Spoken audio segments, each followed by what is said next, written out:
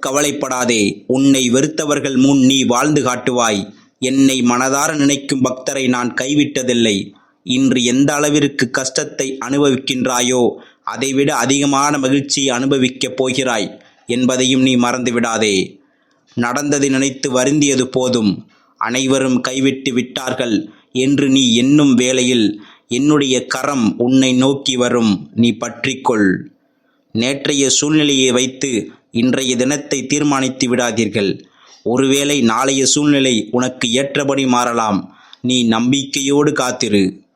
நீ போகும் வழியெங்கும் உன் கூடவே உன்னுடைய நிழலாக நான் வருவேன். நீ எதற்கும் பயப்பட தேவையில்லை. நீ துவங்கும் நற்காரியங்களை உனக்கு சாதகமாக அமையுமாறு நான் மாற்றித் தருவேன். என்மேல் நீ நம்பிக்கை வை. என்னுடைய வாக்கு என்றும் பொய்யாகாது.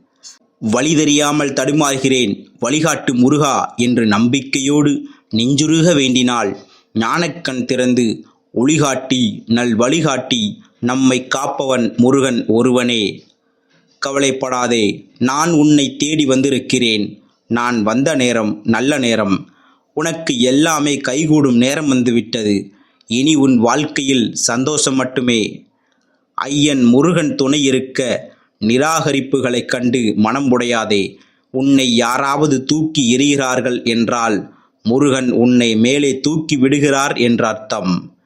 என் பார்வை உன் குடும்பத்தின் மீது விழுந்துவிட்டது. இனி நீ நன்கு வாழப்போகின்றாய்.